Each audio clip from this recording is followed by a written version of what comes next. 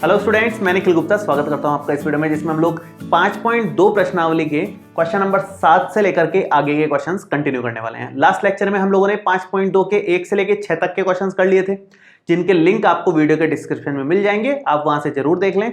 चलिए स्टार्ट करते हैं। क्वेश्चन नंबर 7 है, उस एपी का 31वां पद ज्ञात कीजिए जिसका 11वां पद 38 है और 16वां पद 73 है। तो इस इंफॉर्मेशन को एक बार लिख लेते हैं, फिर हम शुरू करेंगे। एपी का 31वां पद ज्ञात कीजिए, मतलब ए 31 हमें पूछा गया है, 31वां पद। दूसरी बात, 11वां पद 38 दे रखा है, 11वां पद हमें 38 के बराबर दे रखा है। तीसरी बात, 16वां पद 73 के बराबर है।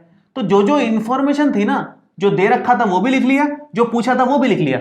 अब ये है हमारा क्वेश्चन जो भी है, तो ऐसे सम अप कर लिया करो क्वेश्चन को। हमेशा जो दे रखा है वो लिख लो, जो पूछा है वो लिख लो, साफ सुथरा। उसके बाद फॉर्मूला ले देके, एक फॉर्मूला है हमारे पास में। क्या है फॉर्मूला? n वां पद, फॉर्मूला है an बराबर a plus n minus 1 into में d। आप n का मान एक बार 11 रखोगे, एक बार 16 रखोगे, दो मान रखने पर दो समीकरणें आएंगी, जिनको हल करके a और d मिलेगा। ऐसे हमने कई क्वेश्चंस किए हैं और उन a और d के मानों से हम a 31 निकाल लेंगे। चलिए शुरू करते हैं। सबसे पहले n का मान 11 रख रहा हूं मैं, तो n बराबर 11 अगर रखोगे तो a 11 वो कितना आएगा? a प्लस 11 माइनस 1 गुणा d, तो a 11 का मान रख दो पहले, यहां 38 बराबर a plus 10d। Equation number 1 एक तो ये हो गई, ठीक है। n का मान 11 के बाद आप रख दो 16 अगर रखते हो तो ये बनता है a 16 बराबर a प्लस 16 माइनस 1 गुणा में d, ठीक है। तो a 16 का मतलब हो गया 73 is equal to a plus 15d, ठीक है। ये हमारा इक्वेशन नंबर 2 हो जाएगी। ये इक्वेशन नंबर 2 हो गई। दो इक्वेशंस आपके सामने हैं, दोनों को सॉल्व करो। सॉल्व करने का तरीका मैंने आपको बताया है। सबसे आसान पड़ता है विलोपन विधि, दोनों समीकरणों को घटाना, वो सबसे आसान पड़ता है, तो उससे कर लेते हैं। दूसरा तरीका भी है प्रतिस्थापन वाला, लेकिन ये बेस्ट है। समीकरण 2 में से आप समीकरण नंबर 1 को घटा दो, तुरंत आंसर मिलेगा आपको। समीकरण 2 है a प्लस 15d बराबर में है 73 के, और a प्लस 10d जो है वो बराबर में है 38 के। इन दोनों समीकरणों को अगर हम घटाएं तो कितना बनता है? घटाने पर साइन चेंज होते हैं, ये माइनस ये माइनस ये माइनस, तीनों प्लस हैं तो तीनों माइनस बना दिए मैंने। a से a आपका कैंसिल आउट हो रहा है। 15d में से 10d जाएंगे तो कितने बचेंगे? 5d। तो ये बन गया 5d, और ये 73 में से 38 को माइनस कर लो जरा, ये बनेगा हमारा 35 के बराबर। तो d का मान कितना आ गया? 35/5 मतलब 7। d हमारे पास आ गया है। d आ गया तो a आसानी से आ जाएगा। समीकरण नंबर 1 में रख दो या 2 में रख दो, मैं फिलहाल 1 में रख रहा हूं, ज्यादा आसान है, कम कैलकुलेशन है। समीकरण 1 में मैं d का मान रखूंगा तो 38 बराबर a प्लस 10d, तो 10 गुणा 7 क्या बन जाएगा हमारा? ये 38 बराबर a प्लस 70। इस 70 को इधर ले आओ, माइनस में आएगा तो 38 माइनस 70 बराबर में a। तो a का मान फाइनली आया माइनस का 32 के बराबर। ये हमारा a का मान आ गया। a और d का मान हमने निकाल लिया है। अब हम आसानी से a 31 निकाल सकते हैं। कैसे निकालेंगे? यहां पर n का मान 31 रख दो, ये n ही है, यहां n का मान 31 रख दो इस वाले समीकरण में। तो n बराबर अगर आप 31 रखते हो तो a 31 का मान कितना आता है? a प्लस 31 माइनस 1 गुणा d, ये बनेगा a प्लस 31 माइनस 1 गुणा d। मान रख दो, यहां पर मान रखोगे तो a का मान तो है हमारा माइनस 32, ये रहा, प्लस में 31 माइनस 1 मतलब 30, और d का मान है 7। कितना बनेगा ये? माइनस 32 प्लस में 7 या 21, 210 बराबर आएगा 210 माइनस 32 कितना होता है? ये होगा 178 के बराबर। ये हमारा फाइनल आंसर आ गया। तो इस तरह से इजीली सॉल्व कर सकते हैं। कई सारे क्वेश्चंस किए हैं इस पैटर्न पर, इस तरह के और क्वेश्चंस आएंगे अभी आगे। चलिए आगे बढ़ते हैं। 8 नंबर क्वेश्चन देखो। देखिए जो हमने अभी क्वेश्चन किया 7th वाला, लगभग वही क्वेश्चन है, ज्यादा कुछ परिवर्तन नहीं है इसमें। ध्यान से देखें, एक एपी में 50 पद हैं, टोटल 50 पद हैं, जिसका तीसरा पद तो 12 है और अंतिम पद 106 है, का मतलब क्या हो गया? अंतिम पद मतलब 50वां पद होगा ना, कि टोटली 50 पद हैं तो अंतिम पद तो 50वां पद हो गया उसका। तो आप यहां पर क्या देख पा रहे हो, क्या इंफॉर्मेशन हमारे पास है? एपी में 50 पद है जिसका तीसरा पद 12 है, मतलब A3 का मान 12 है, और अंतिम पद मतलब 50वां पद A50 का मान 106 है। हमें 29वां पद ज्ञात करना है तो A29 हमें निकालना है। ये है सिचुएशन। क्लियर है यहां तक? इतनी बात हमारे को इंफॉर्मेशन क्वेश्चन पढ़ करके मिल गई। सेम क्वेश्चन हो गया, दो चीजें हमारे को दे रखी है जिससे दो समीकरणें बनेंगी, जिससे ए और डी के मान निकल जाएंगे और उन ए और डी के मानों से हम A29 निकाल लेंगे। तो सेम क्वेश्चन हो गया जो हमने 7th वाला किया है, एकदम सेम है, और भी आएंगे इस तरह के। चलिए शुरू करते हैं आगे। A3 A50 कब मिलेगा? जब nवां पद आप लिख लोगे। nवां पद होता है an बराबर a plus n minus 1 into में d। n का मान एक बार तो 3 रखा जाएगा और एक बार 50 रखा जाएगा। तो n का मान अगर 3 रखते हैं तो A3 का मान आता है a प्लस 3 माइनस 1 इंटू में d। दैट मीन्स A3 आ जाएगा a प्लस 2d के बराबर। ये हो गया समीकरण नंबर 1। ऐसे ही सेम एक बार 50 रख दो, तो n बराबर 50 अगर हम रखते हैं तो a 50 का मान आता है a प्लस 50 माइनस 1 गुणा d। ठीक है, सेम इसमें मान रख दिया हमने। तो a 50 का मान, A3 का मान रखना भूल गया यहां पर। A3 का मान आ जाएगा 12 के बराबर, यहां 12 रख दो, और ऐसे A 50 का मान यहां पर रख दो। A 50 का मान दे रखा है 106 के बराबर, तो 106 बराबर a प्लस 49d। समीकरण नंबर 2 हो गया यहां। ठीक है, इन दोनों समीकरणों को हल कर लो। बेस्ट तरीका है माइनस कर दो, तो माइनस कर देते हैं दोनों समीकरणों को। समीकरण 2 माइनस समीकरण 1 करोगे, यहीं लिख देता हूं मैं। समीकरण 2 माइनस समीकरण नंबर 1 करोगे तो माइनस करने के लिए दोनों को लिखना होगा। मैं लिख देता हूं, तो a प्लस में 49d बराबर में 106 और a प्लस 2d बराबर में 12। दोनों समीकरणों को घटा लो सिंपल में। घटाओगे तो साइन चेंज करने पड़ेंगे, यहां माइनस आएगा, यहां माइनस आएगा, यहां माइनस आएगा, और ये कट जाएगा प्लस से माइनस। 49 में से 2 गया तो 47d, और 106 में से 12 जाएंगे तो 94 आ जाएंगे। d का मान यहां से मिल जाएगा, देखो कैसे मिलेगा। d बराबर आ गया 94 डिवाइडेड बाई ये 47 गुना 49, ये 47 गुणा में है, बटे में आ जाएगा, ये 47 आ गया, जो कि 2 बार पूरा पूरा भाग जा रहा है। तो d का मान 2 आ गया हमारे पास। d का मान आते ही आप समीकरण 1 या 2 में से किसी में रख दो। मैं 1 में रख देता हूं, छोटी समीकरण है, आसान समीकरण है। तो समीकरण नंबर 1 में मान रख दो d का, तो बनेगा 12 बराबर a प्लस में 2d, d का मान 2, तो ये बन गया 12 बराबर a प्लस 2 दूना 4, और 4 अगर इधर आ जाए तो 12 माइनस 4 बराबर a, और a का मान आ जाएगा हमारा 8 के बराबर। a का मान 8 आ गया, d का मान 2 आ गया, a 29 निकल जाएगा। कैसे निकलेगा? n बराबर 29 रखेंगे, n बराबर 29 रखेंगे इस समीकरण में, तो a 29 मिलेगा हमारे को a प्लस में 29 माइनस 1, n का मान 29, और इंटू में d। क्लियर है? मान रख दो, बस a का मान रख दो, d का मान रख दो, आ जाएगा आंसर। तो क्या बनेगा? ये a का मान है 8 के बराबर, 29 माइनस 1 हो जाएगा 28, और d का मान हो जाएगा हमारा 2 के बराबर। तो ये हो गया 8 प्लस 28 गुना 56, और 56 और 8 हो जाएगा 64 के बराबर। तो 29वां पद हमारा कितना आ गया? 64। ये है इसका फाइनल आंसर। ठीक है, तो सेम क्वेश्चन था, कुछ नया नहीं किया इसमें भी, बस यहां पर ये मेन बात थी कि अंतिम पद और टोटल 50 पद है, तो अंतिम पद बन गया 50वां पद, वो दे रखा था हमारे को। ये बस एक नई बात थी। चलिए अगला देखते हैं, 9th वाला। देखिए फिर से नया सेम क्वेश्चन। यदि किसी एपी के तीसरे और नवे पद क्रमशः 4 और -8 हैं, तीसरा पद दे दिया, नवा पद दे दिया, तो हम ए और डी निकाल लेंगे दो समीकरण लेकर के। ए और डी मिल गया तो फिर कुछ भी पूछे आप निकाल सकते हो। आगे क्या पूछा उसने? तो इसका कौन सा पद शून्य होगा? मान लो n वां पद शून्य होगा तो n का मान निकालना है। n वां पद, कौन सा पद? n वां पद। तो यहां पर क्या इंफॉर्मेशन है, क्या वो पूछ रहा है, वो हम लिख लेते हैं। सबसे पहली बात तो तीसरे और नवे पद दे रखे हैं, तो तीसरा पद मतलब A3 का मान दे रखा है 4 के बराबर, नवा पद मतलब A9 का मान दे रखा है -8 के बराबर। कौन सा पद शून्य होगा? शून्य एनवा पद होगा तो एन हमें निकालना है, एनवा पद होगा तो एन हमें निकालना है, ठीक है, ये इंफॉर्मेशन है। अब अकॉर्डिंगली यहां पर हम डिस्कस करते हैं, A3 बराबर 4 है, हमें एन वां पद यहां पर लिखना होगा, सेम जैसे पहले क्वेश्चंस में किया है, an बराबर a plus N minus 1 into में d। अब इस समीकरण में सबसे पहले तो n का मान 3 रखेंगे, उसके बाद n का मान 9 रखेंगे और फिर इससे आगे बढ़ेंगे an बराबर 0 रख करके, n निकल जाएगा आराम से।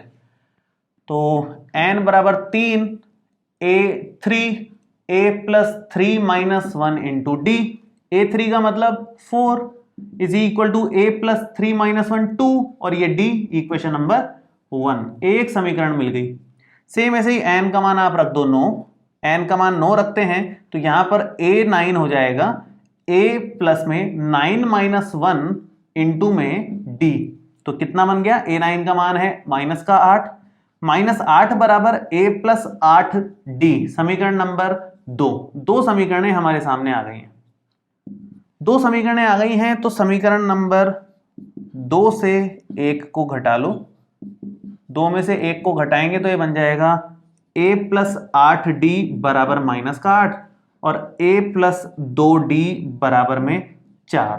दोनों को अगर घटाएं तो क्या बनता है, तो यहां पर माइनस, यहां पर माइनस और यहां पर माइनस, ये कट जाएगा। 8d में से 2d जाएंगे तो 6d बच जाएंगे और इधर माइनस 8 और माइनस 4 माइनस का 12 हो जाएगा।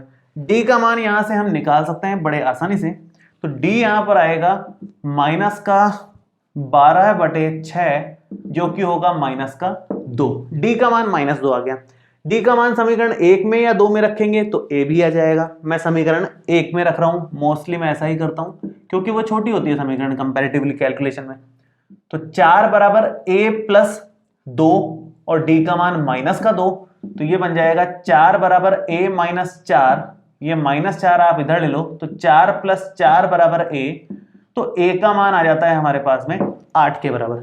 a और d हमारे पास आ गया है, a और d से इस समीकरण को अब हल कर लेंगे हम लोग, इसका ही यूज है, an का वैल्यू हम 0 रखेंगे और काम हो जाएगा हमारा। तो मैं वापस लिख रहा हूं इस समीकरण को, an इज इक्वल टू है a plus N minus 1 into D, an की वैल्यू कितनी रखनी है, 0। हम चेक करना चाह रहे हैं 0 कौन से नंबर पे आ रहा है, तो nवें नंबर पर आ रहा है। मान लो a का मान हम रखेंगे यहाँ 8 और n माइनस 1 और d का मान आप रखोगे माइनस का 2, तो ये 8 इधर आकर के क्या बन जाएगा, माइनस का 8 और n माइनस 1 के साथ में माइनस 2 तो चल ही रहा है, तो माइनस 8 को माइनस के 2 से डिवाइड लगा दो। क्लियर भाई, ये मल्टीप्लाई में डिवाइड में आ जाएगा यहाँ पर, तो माइनस से माइनस अपना कैंसिल आउट हो जाएगा, 8 बटे 2 हो जाएगा 4 और ये n माइनस 1, माइनस 1 इधर आ जाएगा तो 4 प्लस 1 बराबर n, तो n का मान हो गया हमारा 5, मतलब पांचवा पद शून्य है।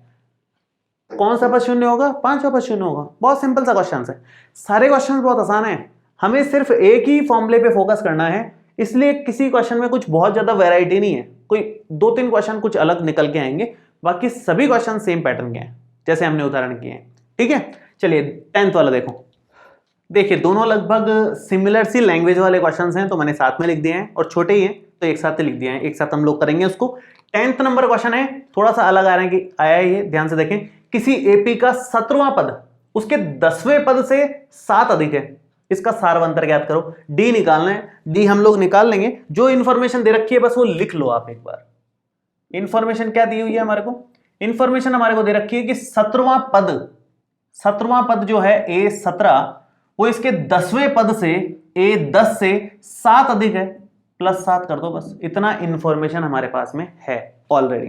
ठीक है, अब यहां इसको समीकरण नंबर 1 दे दो, हमें क्या बोला गया है, सारवंतर ज्ञात करो, डी हमें निकालना है, तो हम n वां पद क्या होता है, n वां पद होता है an बराबर a plus N minus 1 into D. तो इस फॉर्मूले के अकॉर्डिंगली समीकरण 1 में मान रखेंगे A17 का और एक A10 का, मान रख रहा हूं मैं डायरेक्ट, A17 मतलब यहां सीधा 17 लेते हुए मैं रख दूंगा मान, और A10 में यहां 10 लेकर के n का यहां मान रख दूंगा। ठीक है, तो समीकरण नंबर 1 में मान रख रहा हूं मैं डायरेक्ट, A17 का मतलब है a प्लस एन का मान 17 रख दो, a प्लस 17 माइनस 1 गुणा डी बराबर ए 10 का मान क्या है, ए प्लस 10 माइनस 1 गुणा डी, ए प्लस 10 माइनस 1 गुणा डी और प्लस में 7।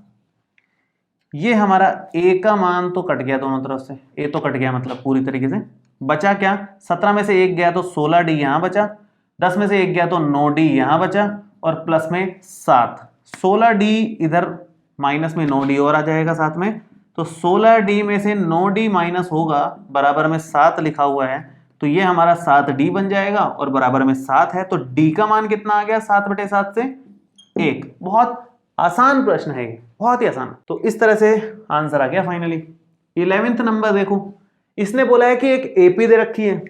जब आपको एपी दे दे तो कुछ नहीं सोचना एक्स्ट्रा, सीधा आप दो काम पहले करो। सबसे पहला काम ए लिखो, ए का मान है 3। दूसरा काम डी लिखो, डी का मान आएगा दूसरे पद में से पहले पद को हटा करके 12। ए और डी मिल गए तो एपी जो दे रखी है उसका तो वसूल हो गया हमारा कार्यक्रम। आगे बढ़ते हैं, इसका कौन सा पद, इस एपी का कौन सा पद उसके 54वें पद से 132 अधिक है। मान लो एनवां पद है वो, कि भाई इसका एनवां पद मतलब ए एन इसके 54वें पद से मतलब ए 54 से भी 132 अधिक है। मान लो एनवां पद इसके 54वें पद से 132 अधिक है, ऐसा दिया हुआ है। तो अब हमें एन का मान निकालना है, एन हमें ज्ञात करना है, क्या आएगा। ठीक है, ये है क्वेश्चन, बहुत सिंपल सा क्वेश्चन है। कैसे, क्योंकि हमें ए और डी मिल गया तो अब किसी एक्स्ट्रा चीज की जरूरत नहीं है, सिंपल एक इक्वेशन से काम चल जाएगा। ए एन का मान आपको पता है, A plus N minus 1 into D होता है। ए 54 होगा, उस ए एन के सूत्र में एन का मान 54 रखने पर जो बनेगा वो, तो एन का मान 54 रखो यहां, तो ए प्लस 54 माइनस 1 गुणा डी और प्लस में 132, काम खत्म। ठीक है, ए तो कट गया बेचारा, ए की तो कोई जरूरत नहीं थी यहां पर, फालतू ही हमने पता किया। और क्या बच रहा है यहां, एन माइनस 1 गुणा डी, डी मतलब 12 और बराबर में 54 माइनस 1 मतलब 53 और डी मतलब 12 और प्लस में 132। ठीक है, इसको अगर आप कैलकुलेट करते हो तो या तो इन दोनों को गुणा करो, फिर इसको जोड़ो, फिर 12 से भाग दो। यहां गुणा में है 12, मैं डायरेक्ट 12 का भाग दे रहा हूं डायरेक्ट। तो क्या बनेगा, n माइनस 1 बराबर 53 गुणा 12 और प्लस में 132/12। ये 12 को अलग अलग भाग दे दो तो क्या कैलकुलेशन कम हो जाएगी। बाकी आप जो पहले सोच रहे थे, मतलब अपन जो पहले सोच रहे थे इसको गुणा और फिर प्लस करके भाग देने वाला, वो भी ठीक है तरीका, उसमें कैलकुलेट करना पड़ेगा, आपको गुणा करना पड़ेगा, फिर भाग देना पड़ेगा। यहाँ तुरंत कैलकुलेट हो रहा है, देखो 12 से 12 तो डायरेक्ट कट ही रहा है और ये भी 11 से कट जाएगा। बहुत आसान कैलकुलेशन है, मतलब 53 प्लस 11 आ जाएगा, ये भी पूरा पूरा कट करके, पूरा पूरा अगर कट गया है तो फिर अब n का मान निकालना कोई मुश्किल बात नहीं है। n माइनस 1 का मान आ गया 53 प्लस 11 मतलब 64 के बराबर, तो n आ गया 64 प्लस 1 बराबर में 65। ये n का मान आ गया हमारा। ठीक है, तो 65वां पद ऐसा है जो इसके 54वें पद से 132 ज्यादा आएगा उसका मान। ये है कहानी इस क्वेश्चन की। तो करने के लिए मेन जो फोकस था ना हमारा उसकी लैंग्वेज पे है, कि वो कौन सी समीकरण बनाने को बोल रहा है, उस लैंग्वेज पे फोकस करो। आगे तो फॉर्मूले में वैल्यू जमाइए, आगे इतना इंपॉर्टेंट काम नहीं है। यहां भी लैंग्वेज का ही खास था कि भाई 17वां पद जो है वो 10वें पद से 7 अधिक है, यहाँ nवां पद 54वें पद से 132 अधिक है। सेम टाइप की लैंग्वेजेस थी दोनों में, तो सेम पैटर्न के लगभग क्वेश्चंस थे। तो इस तरह से क्वेश्चंस को सॉल्व करना है, लैंग्वेज पे फोकस करना है जब इस तरह के क्वेश्चंस आए तो, कि क्या पूछा है, क्या दिया हुआ है। ठीक है, चलिए 12वां नंबर क्वेश्चन देखिए। अब इस क्वेश्चन की बात करें तो है वो छोटा ही, लेकिन समझने में बड़ा तंग करता है स्टूडेंट्स को। तो ध्यान से समझेंगे, मैं आपको प्रैक्टिकली बताता हूं हो क्या रहा है एक्चुअल में। आप तुरंत बिना सॉल्व करे आंसर दोगे उसका। देखिए, दो समांतर श्रेणियों का सार्वअंतर समान है। यदि इसके 100वें पदों का अंतर 100 है तो 1000वें पदों का अंतर कितना होगा। ठीक है, दो समांतर श्रेणियां हैं ऐसी जिनका सार्वअंतर समान है। सार्वअंतर समान वाली मैं दो मन से श्रेणियां अज्यूम कर रहा हूं आपको केवल समझाने के लिए, एग्जाम्पल के तौर पर किस तरह से दिखती हैं वो, है ना। मान लो मैं एक श्रेणी ले रहा हूं 9 9 और 4 13, 13 और 4 17, 17 और 4 21, 21 और 4 25 और ये इस तरह से चलते जाएंगे। ठीक है, एक मैं ले रहा हूं 20, 20 और 4 24, 24 और 4 28, 28 और 4 32, 32 और 4 36 और ये यूं चलती जा रही है। ठीक है, ये दो समांतर श्रेणियां हैं। अगर आप पहले वाले की बात करें तो d का मान 4 दिख रहा है, दूसरे वाले में भी d का मान 4 दिख रहा है। दो ऐसी समांतर श्रेणियां जिनका सारवंतर समान है। प्रथम पद के लिए कुछ बोला नहीं था इसलिए मैंने रैंडम ले लिया। अब इस पे थोड़ा सा ध्यान देंगे, जरा ध्यान देना, इन दोनों पदों में कितने का गैप दिख रहा है आपको? 20 और 9 में कितने का अंतर है भाई? दोनों के प्रथम पद में कितने का अंतर है? 11 का। दोनों के तीसरे पद में कितने का अंतर है? तीसरे पद में भी 28 माइनस 17 11 का ही अंतर है। दोनों के चौथे पद का अंतर देखो जरा, 32 में से 21 जाओगे तो भी 11 ही आ रहे हैं।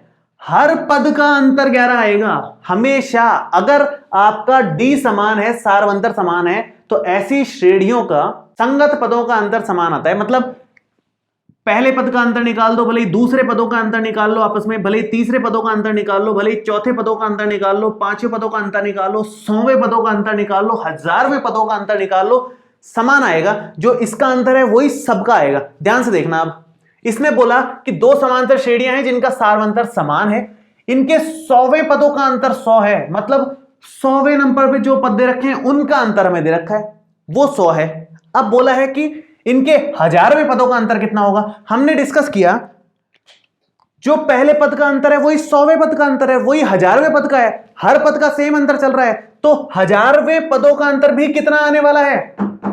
100 ही आने वाला है ना। जैसे पहले पद का अंतर 11 है, वैसे ही 5वें पद का अंतर 11 है, वैसे ही 100वें पद का अंतर 11 होगा इसमें, वैसे ही इसकी बात करें तो 1000वें पद का अंतर भी 11 होगा। सेम ऐसे ही ये कोई दूसरी श्रेणी की बात चल रही है, ये तो मैंने एग्जांपल लिया था, जिसमें 100वें पदों का अंतर 100 है, तो 1000वें पदों के बीच में अंतर भी कितना होगा?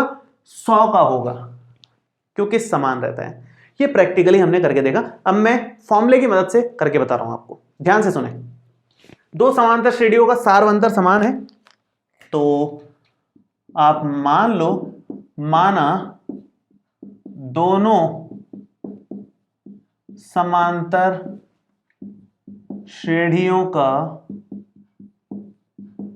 सारवंतर d है। d मान लिया हमने, कुछ नहीं पता तो d मान लो। ठीक है, इनके 100वें पदों का अंतर 100 है, तो देखो 100वां पद पहली सीरीज का माइनस 100वां पद दूसरी सीरीज का, वो 100 के बराबर दे रखा है। अब अपने पास कोई भाई 100वें पद को तो a100 ही लिखते हैं, तो अब पहली और दूसरी को दिखाने के लिए मैंने यहां 1 और यहां 2 लगा दिया, और कोई मतलब नहीं है इसका, है ना। तो a100 के लिए मैं an का सूत्र आपके सहूलियत के लिए इधर लिख देता हूं, a plus n minus 1 into D होता है। तो अगर a100 की बात करें तो a plus 100 minus 1 into D आएगा, जिसको आप a प्लस 99d लिख सकते हो। ये भी फेयर का काम है, इसको रफ का नहीं समझें, ये फेयर का है। ये आप इसके बाद इसको कर सकते हैं और इसको समीकरण नंबर 1 दे सकते हैं। अब यहां भी एक समस्या है, पहले वाली के लिए 100वां पद और दूसरे वाली के लिए 100वां पद कितना आएगा, मैं यहां लिख देता हूं। जैसे पहले वाली श्रेणी के लिए मान लो 100वां पद लिखना है, तो a में परिवर्तन होगा, d तो सेम ही है, d तो दोनों जगह सेम आएगा, यहां पर a में परिवर्तन आएगा, तो इस a को तो स्मॉल a लिख लो। और मान लो दूसरी वाली श्रेणी है, उसके लिए प्रथम पद को कैपिटल A से डिनोट कर देते हैं। केवल लिखने का तरीका केवल A और कैपिटल लिख देते हैं ताकि हम कंफ्यूज ना हो। मैं A1 और A2 यहां इसलिए नहीं ला रहा हूं क्योंकि A2 का मतलब द्वितीय पद हो जाता है, हम ऐसा जानते हैं, इसलिए यहां पर मैं वो नहीं ले रहा हूं। फिर मैं स्मॉल और कैपिटल के रूप में ले लेता हूं, तो हमें समझने में आसानी रहेगी कि स्मॉल a पहले वाली श्रेणी का प्रथम पद है और कैपिटल A दूसरी वाली श्रेणी का प्रथम पद है, और D तो दोनों में समान ही है, तो उसको में परिवर्तन की आवश्यकता नहीं है। तो ये समीकरण नंबर 2 हो गए, ये समीकरण नंबर 3 हो गए।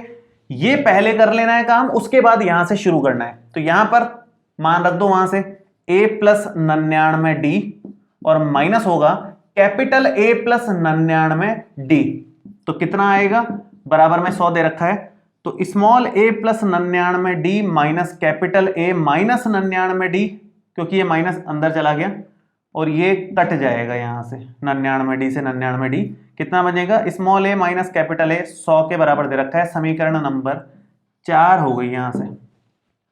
अब हमें क्या बोला है, 1000वें पदों का अंतर कितना होगा, तो 1000वें पदों का अंतर निकालना है, ये दूसरी श्रेणी के लिए और ये पहली श्रेणी के लिए। तो कितना आएगा भाई जरा देखें।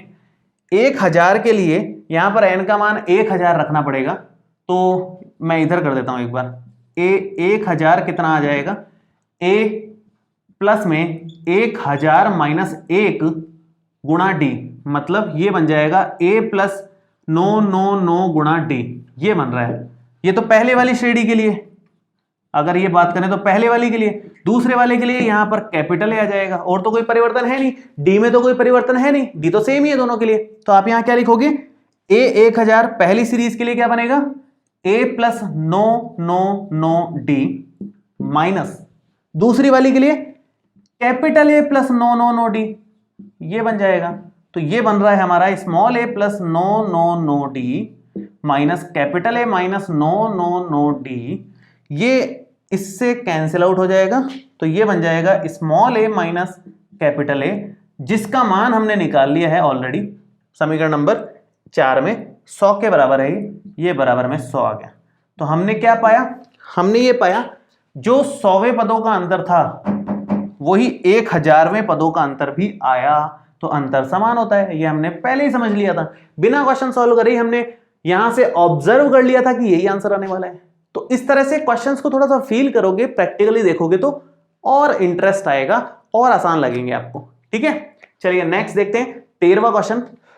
देखिए 13वां क्वेश्चन है, 3 अंकों वाली कितनी संख्याएं 7 से विभाज्य है। इस तरह का एक उदाहरण भी था, वो कंपैरेटिवली 2 अंकों के लिए था तो थोड़ा छोटा था, लेकिन ये थोड़ा सा बड़ा हो जाएगा उससे। करना सेम टू सेम है, हमें क्या करना है, 3 अंकों वाली संख्याएं चेक करनी है। पहले तो कौन कौन सी होती है 3 अंकों वाली, पहली संख्या होती है 100, फिर होती है 101, फिर होती है 102, फिर होती है 103, फिर 104, इस तरह से चलती जाती है। और एंड कहां पर होती है, जाकर के 999 पर 3 अंकों वाली संख्या यहां पर एंड होती है। ये टोटल 3 अंकों वाली संख्याएं जितनी भी हैं, इनमें से हमें कौन सी चाहिए, केवल जो 7 से विभाज्य है। अब 100 में 7 का भाग जाता है क्या, कि उसको लेवें आगे अपन 100 में 7 का भाग जाता है क्या, चेक कर लेते हैं। 100 में 7 का भाग इधर चेक कर लेते हैं। 100 में 7 का भाग देंगे तो 7 एकम 7 बचा 3, 30 बच गया, 7 चौक 28 बचा 2, तो नहीं जा रहा भाग, 2 शेष बच गया। तो 5 और जोड़ देंगे तो 7 शेष बच जाएगा और पूरा पूरा भाग चल जाएगा। कहने का मतलब यह है कि 100 में अगर 5 जोड़ दें तो मेरे ख्याल से 105 होता है ना, हाँ 105 मेरे ख्याल से पहला पद होना चाहिए जो 7 से विभाज्य हो। करके देख लो एक बार और कंफर्म। 105 बटे 7 करोगे तो 7 एकम 7, 7 पंजे 35, 15 बार पूरा पूरा जा रहा है। तो 105 पहला ऐसा पद है 3 अंकों वाला जो 7 से विभाज्य है। तो यहां पर लिखोगे 105, 105 के बाद नंबर आएगा, इसी में 7 जोड़ दो, जो 7 से विभाज्य मिलते जाएंगे आपको। इसमें 7 जोड़ोगे तो 112 आ जाएगा, फिर इसमें 7 जोड़ोगे 119 आ जाएगा। इस तरह से बढ़ते बढ़ते अंतिम पद कौन सा मिलेगा, भाई ये 7 से भाज्य है क्या, चेक कर लेते हैं। अंतिम पद हमारे पास तो ये है, ये नहीं मिला तो फिर इससे पीछे वाला देखेंगे 998 वाला कि ये आएगा, ऐसे चेक करते हुए जाएंगे। तो 999 में 7 का भाग देते हो तो ये बनेगा आपका 7 एकम 7 बचा 29, 7 चौक 28 बचा 19, 7 दूनी 14, 14 और बचा 6, 142 और 6 बटे 7, इस तरह से बन रहा है ये तो भाग देने पर। मतलब 6 शेषफल आ जाएगा। 6 शेषफल नहीं चाहिए तो 6 पहले लो, 6 पहले लोगे तो 994 पे जाओगे डायरेक्ट, इससे 6 पहले तो 0 शेषफल बच जाएगा अपने आप ही। ये मैंने शॉर्टकट आपको बताए हैं कि कैसे कैसे कर सकते हो। बाकी आप एक एक डिवाइड दे करके शांति से भी चेक कर सकते हो। अगर आपको ये डायरेक्ट नहीं समझ में आ रहे हैं कैसे कर रहा हूं मैं, तो डायरेक्ट कर सकते हो। जैसे यहाँ 6 शेषफल बच रहा था तो मैं 6 घटा ही दूं तो 0 शेषफल बचेगा। तो 0 शेषफल मतलब 7 से भाग चल जाएगा, तो मैंने इसमें 6 हटा दिए तो शेषफल 0 बच गया, 7 से भाग चला गया पूरा। ठीक है, तो अब इसको हमें चेक करना है कि ये टोटल कितने हैं, ये है मुद्दा। टोटल कितने हैं, 3 अंकों वाली कितनी संख्याएं 7 से भाज्य हैं, ये टोटल हैं कितनी, ये हमें बतानी है।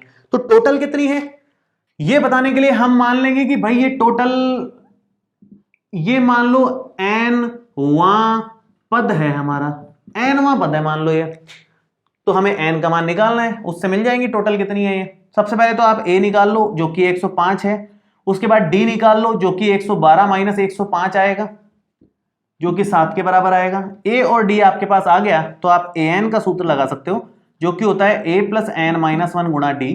an है हमारा 9 9 4, a का मान 105 के बराबर है, प्लस में n माइनस 1 गुणा d का मान 7 के बराबर है। कई क्वेश्चंस में हमने n निकाला है, कोई बड़ी बात नहीं है, माइनस कर दो।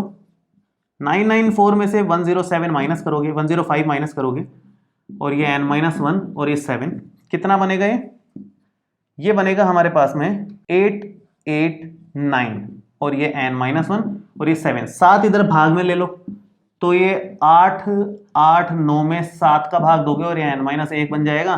तो 7 एकम 7, 7 दूनी 14 बचा 4, 7 9 49, माइनस 1 इधर ले लो तो 129 प्लस 1 बराबर n, मतलब कुल 130 पद हैं। 130वां पद ये है, इसका मतलब कुल 130 पद है ना, तभी तो 130वां पद अंतिम पद हो गया हमारी श्रेणी में।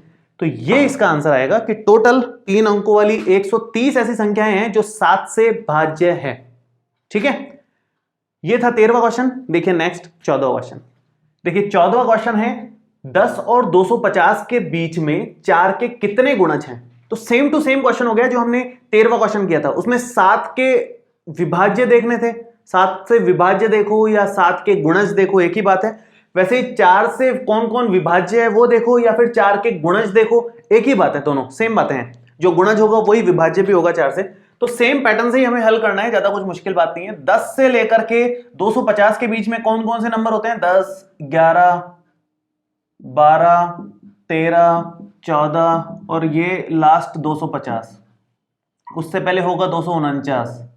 ठीक है, वैसे तो 10 और 250 के बीच में बोला है तो 10 भी नहीं लेना चाहिए कायदे से हमें, और 250 भी हमें नहीं लेना चाहिए। ठीक है, तो 11 से 249 तक जो जो आएंगे 4 के गुणज वो लेना है। तो 11 तो होता नहीं है, 12 होता है, यहां से शुरू होगा 12 से। 12 के बाद किसका नंबर आएगा?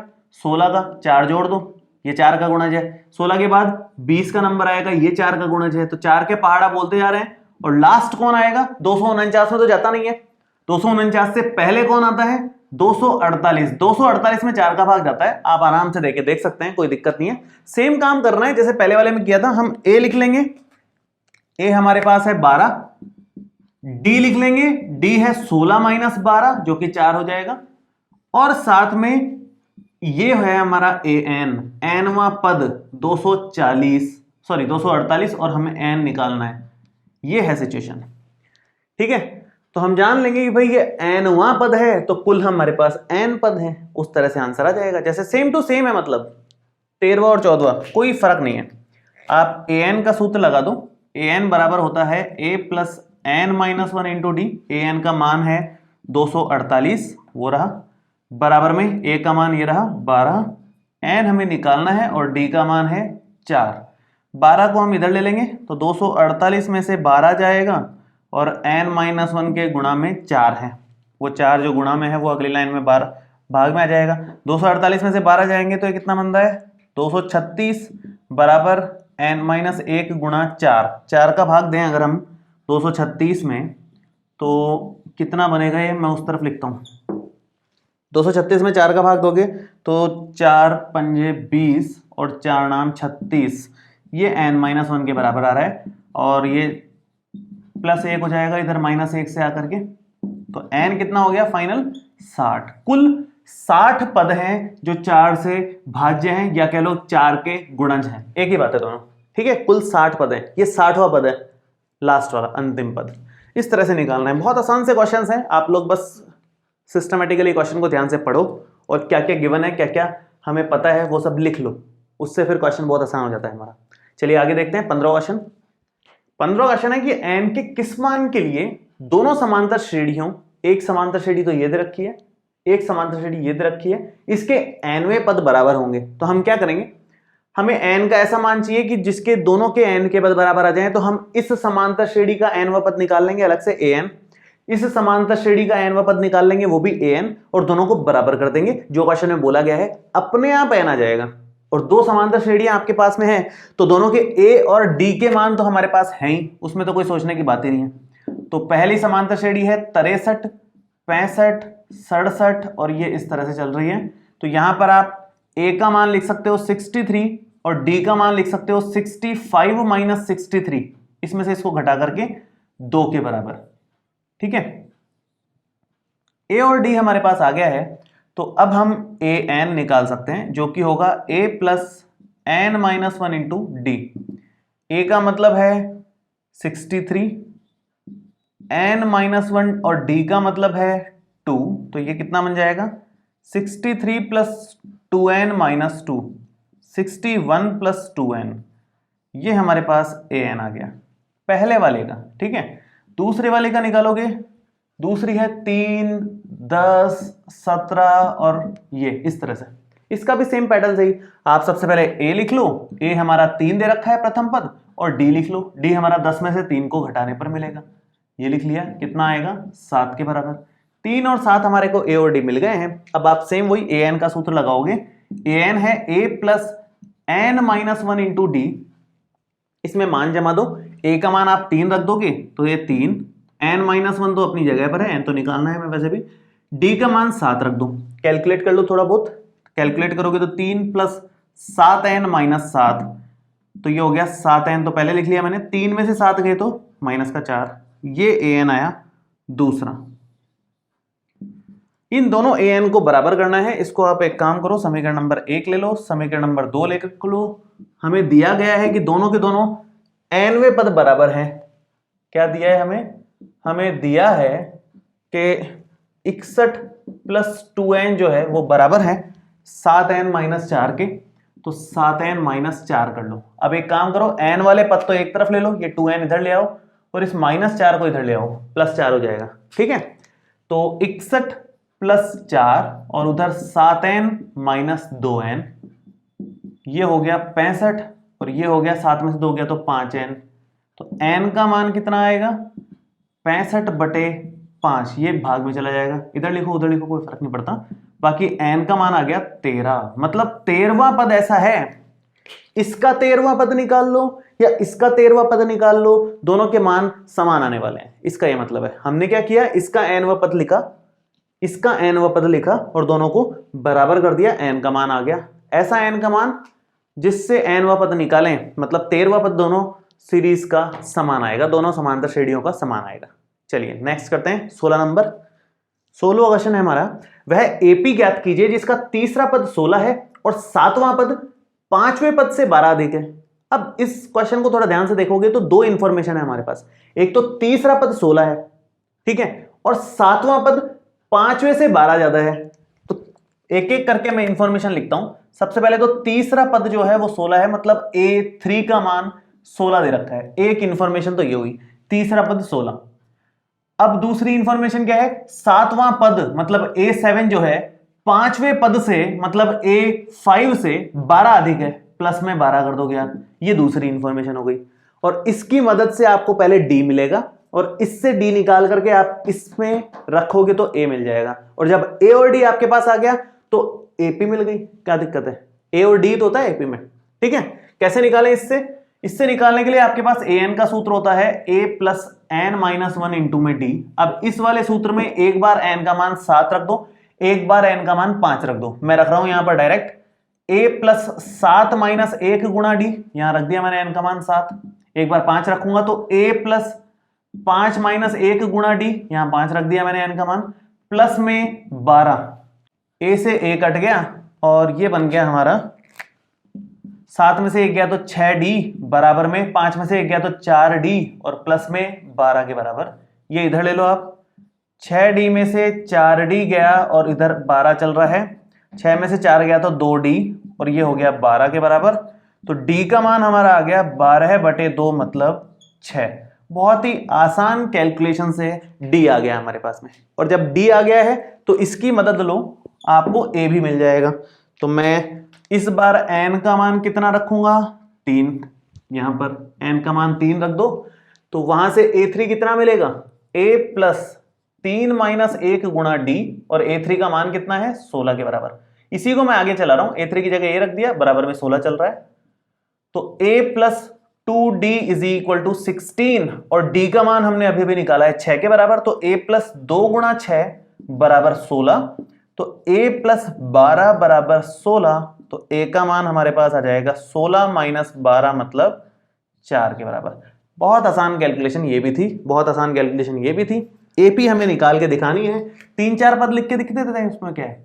एपी क्या होगी भाई, पहले तो प्रथम पद लिख दिया, अगला पद क्या होता है, डी जोड़ते जाओ, आगे के पद मिलते जाएंगे। तो 4 में डी जोड़ा, डी मतलब 6 जोड़ा तो 10 आ गया, 10 में डी जोड़ा मतलब 6 जोड़ा तो 16 आ गया। इस तरह से एपी मिलती चली जाएगी। बस ये आंसर है इसका। बहुत आसान सा क्वेश्चन था, कहने का मतलब आपको बस क्वेश्चन पढ़ करके इतना लिख लेना है, मेन बात ये है। उसके बाद इस फॉर्मूले से जहां जहां जरूरत है एन का मान बदल बदल करके मान रखते जाओ। मेन क्या है, आप क्वेश्चन को पढ़ करके ये लिख पा रहे हो क्या, मेन ये मुद्दा है, ये लिखना इंपॉर्टेंट है। ठीक है, चलिए नेक्स्ट 17 नंबर देखिए। 17वां क्वेश्चन है हमारा, एपी दे रखी है 3, 8, 13 से लेकर के 253 तक। इसमें अंतिम पद से 20वां पद ज्ञात करो। नॉर्मल 20वां पद निकालने को बोलता तो हम ए और डी निकाल करके सीधा ए एन का सूत्र लगा देते, एन का मान 20 रख करके। लेकिन उसने उल्टा लेने को बोला है कि ये पहला फिर दूसरा फिर तीसरा, उल्टा चलना है। सेम पैटर्न का हमने उदाहरण किया है, सेम अप्रोच से मैं क्वेश्चन कर रहा हूं। मैंने आपको बताया था कि इसके लिए कोई अलग से सूत्र याद रखने की जरूरत नहीं है हमारे को, हम बस एपी को उल्टा कर देंगे। हमारी एपी उल्टा कर दो भाई, अंतिम पद से चाहिए ना 20वां पद, तो उल्टा ही कर दो, घुमा दो एपी को, अभी भी एपी रहेगी। अगर एपी पूरी घूम जाती है तो भी एपी ही रहती है, कोई दिक्कत नहीं है। ये पूरी घुमा दी और ये हो गया 13, 13 के बाद 8, 8 के बाद लास्ट पद 3, ये हमारी एपी हो गई नई। अब इस एपी में यहां से हमें 20वां पद चाहिए, एक तरीके से 20वां पद चाहिए घुमा करके। तो 20वें पद में एन का मान तो 20 रख देंगे हम, ए का मान हमें साफ साफ दिख रहा है 253 रखना है, और डी का मान हम यहां तो 2 पद दिख नहीं रहे जिसको घटा करके निकाल ले, यहां दिख रहे हैं, या तो 8 में से 13 को घटा के निकाल लो या 3 में से 8 को घटा के निकाल लो। बाद वाले में से पहले वाले को घटा के निकाला जाता है, तो ये माइनस का 5 आ जाएगा डी, ए 253 आ जाएगा, एन का मान 20 रखोगे तो ए एन का सूत्र लगा करके आराम से एनवा पद हम निकाल सकते हैं। अब ए एन का सूत्र है A plus N minus 1 into में डी, एन का मान आप कितना रखोगे 20, तो ए 20 इज इक्वल टू ए मतलब 253, 253 प्लस में एन का मान 20 रखोगे तो 20 माइनस 1 और डी का मान है माइनस का 5, तो ए 20 का मान आ जाएगा 253 प्लस में 19 गुणा माइनस का 5, तो ये बनेगा 253 और 19 को 5 से गुणा करेंगे तो 95, ये कितना बन रहा है, ये हमारा आ रहा है 158 के बराबर, 158 आ रहा है। अगर हम उल्टा चले 20वें नंबर पे हमें 158 मिलेगा। ठीक है, बहुत आसान सा क्वेश्चन था। जब भी आपको अंतिम पद से निकालने को बोले ना, ये फिक्स पैटर्न है, कोई भी क्वेश्चन आ जाए उसमें कुछ भी पूछे लेकिन अंतिम पद से पूछे, उल्टा करके पूछे, तो आप हमेशा पूरी की पूरी एपी को यूं घुमा दो। इस पूरे को मैंने यूं घुमाया और नई एपी बन गई, और इसमें सिंपल 20वां पद निकाल लिया, एपी को ही घुमा दिया। अगर उल्टा बोला था एपी को उल्टा कर दिया। इस तरह से कर सकते हैं हम लोग। चलिए नेक्स्ट 18 नंबर, 3 क्वेश्चन बचे हुए हैं, 18, 19, 20। देखो क्वेश्चन है, किसी एपी के चौथे और 8वें पदों का योग 24 है, छठे और 10वें पदों का योग 44 है। इस एपी के प्रथम 3 पद ज्ञात कीजिए। बहुत आसानी से निकाल लेंगे हम लोग। प्रथम 3 पदों में बस ए और डी आपको मिल जाए, फिर तो प्रथम 3 क्या 300 पद भी निकाल सकते हैं हम लोग। मेन बात है ए और डी निकालना, उसके लिए जो इंफॉर्मेशन उसने दे रखी है ना, उसको ध्यान से समझेंगे और लिखेंगे। चौथे और 8वें पदों का योग 24 है। चौथा पद मतलब A4, 8वां पद मतलब A8, इसका योग कितना दे रखा है 24 के बराबर। दूसरी इंफॉर्मेशन है, छठे और 10वें पदों का योग 44 है। छठा मतलब A6, 10वां मतलब A10, ये कितना दे रखा है 44 के बराबर। ये 2 इंफॉर्मेशन हमें दे रखी है। अब A4 और A8 निकाल लो पहले। तो कैसे निकालेंगे, आपके पास सिंपल सा फॉर्मूला होता है a plus N minus 1 into D. एनवा पद निकालने के लिए एक बार एन का मान 4 रखना है, एक बार 8, एक बार 6 और एक बार 10। ये 4 मान वहां पर रखेंगे, उसके हिसाब से इन सब की मान आ जाएंगे। रखते हैं, चलो सबसे पहले तो 4 रखो, वहां एन का मान 4 रखोगे तो a प्लस 4 माइनस 1 गुणा डी हो जाएगा उसमें। ऐसे सेम एन का मान 8 रखोगे तो a प्लस 8 माइनस 1 गुणा डी हो जाएगा, बराबर में 24। और मान लो ये भी साथ में चला लेते हैं हम लोग, तो A6 का मतलब a प्लस 6 माइनस 1 गुणा डी हो जाएगा। और उधर के हिसाब से A10 का मतलब n का मान 10 रखो तो a plus 10 minus 1 into D हो जाएगा, और इक्वल में 44 चल रहा है। ये हमने मान वहां पर रख के यहां पर डायरेक्ट लिख दिए हैं। ठीक है। अब इससे क्या बन रहा है हमारे पास, ये तो a प्लस 3d हो गया और ये a प्लस 7d हो गया, बराबर में 24 है। आप थोड़ा सा ध्यान दें तो ये 2a और ये 3 और 7 हो गया 10d बराबर में 24। अब यहां से 2 कॉमन ले लो आप, 2 कॉमन आ रहा है यहां पर, तो a प्लस 5d इक्वल में हो जाएगा 24 के बराबर। 2 आप डिवाइड में दे सकते हो, यहां पर मल्टीप्लाई में है, तो ये 24/2 कितना बन जाएगा फाइनल, a प्लस 5d हमारे पास आ जाएगा 12 के बराबर। समीकरण 1 तो यहां से मिल गई हमारे को। Same to same process follow करके समीकरण 2 यहां से मिल जाएगी। देखो कैसे, यहां पर a प्लस 5d लिखोगे आप इसको, ये a अपनी जगह पर और ये 9d बराबर में 44।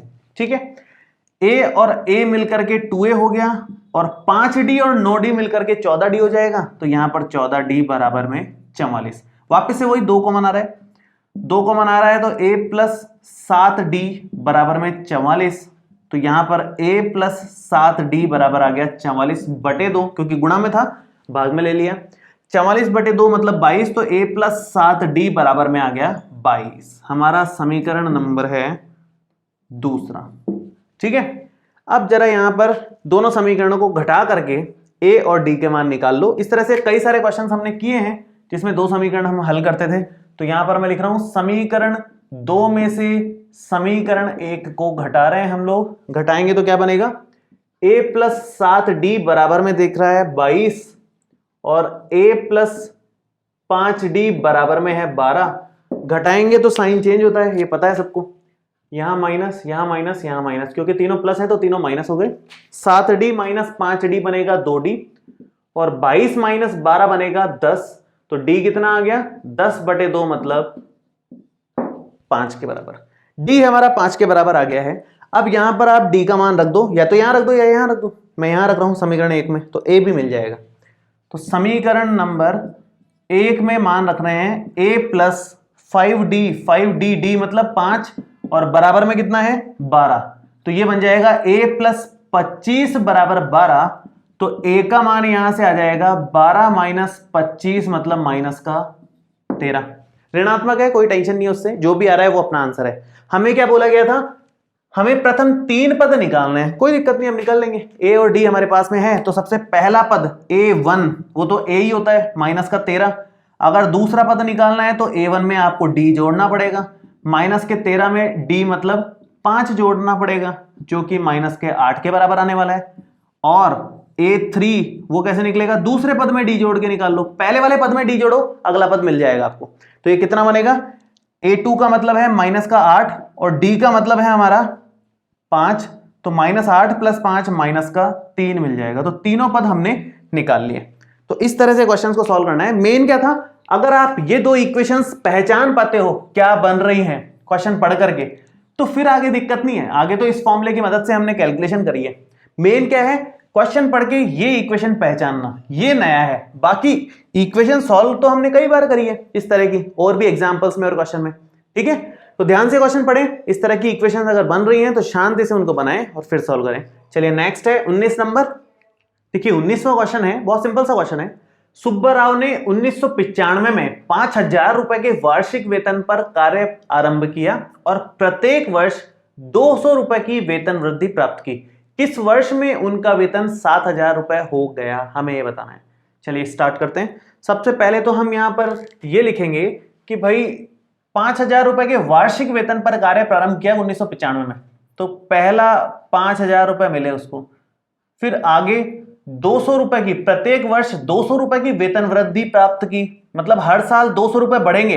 5000 से शुरू किया, हर साल 200 रुपए बढ़ते जाएंगे, मतलब अगले साल 5200 मिलेंगे और उसके अगले साल 5400 रुपए मिलेंगे, और बढ़ते बढ़ते बढ़ते बढ़ते लास्ट में 7000 हमें बताना है कि कब होगा इसका वेतन। बढ़ते बढ़ते 7000 कब होगा, किस वर्ष में होगा।